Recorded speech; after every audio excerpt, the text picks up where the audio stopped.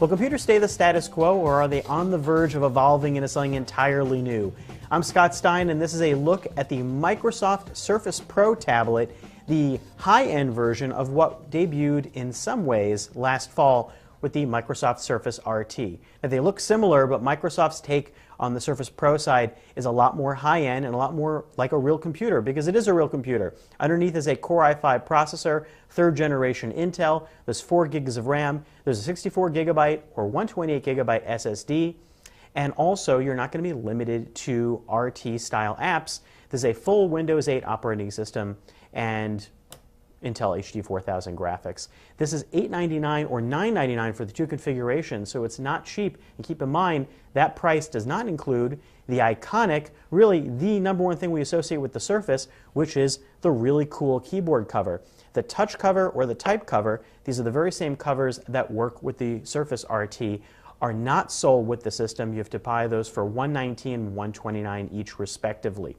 Honestly, if you're going to get a Surface, you're going to get one of these, and I would recommend going with the 129 type cover, which has a pretty fantastic keyboard for its size and a little multi-touch trackpad right underneath.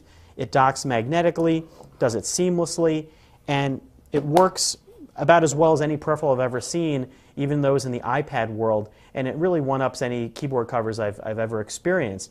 It's really easy to use, it's fun to use with this. Now, keep in mind the kickstand on the back, which comes out, provides a laptop-like experience, but you can't technically put it on your lap in the same way. I was able to lap type, but it's really meant to stand on a table. And you'll have to get a little used to the footprint here. But when you cover this up and use it kind of like an iPad or a tablet, it becomes an all-in-one cover, it's a very portable and fun way to travel. Now, the Surface Pro is heavier and thicker than the Surface RT. It's a little under 2 pounds. Same VaporMag construction here, magnesium, very solid feeling, but there's also an additional vent around the side. It's a hairline vent in the back, and you can hear fans inside activate very softly if you hold your ear up, and it gets a little hot if you keep it down on a bed or something like that and compute for a while. Now, included with this is a pressure-sensitive pen, the Surface Pen, which comes and attaches to the side here in the very same magnetic port that's used for the AC power. It's a comfortable pen. It's very useful for drawing in apps. You don't get the keyboard, but you do get the pen. And another thing you don't get is a full version of Microsoft Office like you do in Surface RT. Here you're getting your basic suite of apps and the kind of pre-installed set of stuff that you'd find in a full Windows 8 laptop. Now, is it worth the money? Well, I think that this is a fantastically designed package. I think that it's a lot of fun to use this type cover or touch cover, as the case may be.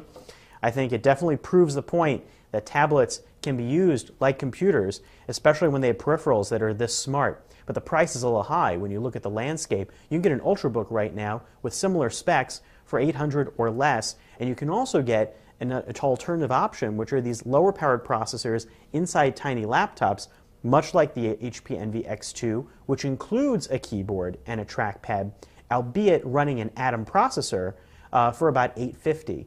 So you are paying up here for the extra processing power and the design. You might find yourself a little hampered by the storage limitations here and the fact that there are port limitations. This has one USB 3.0 port. It also has a mini display port and an SD card slot, and that's pretty much it. There are a few other nice design touches on the Surface Pro. The AC adapter comes with an extra USB port for charging external peripherals at the same time. Clever. And this Surface Pro doesn't actually need one of these keyboard covers in order to survive.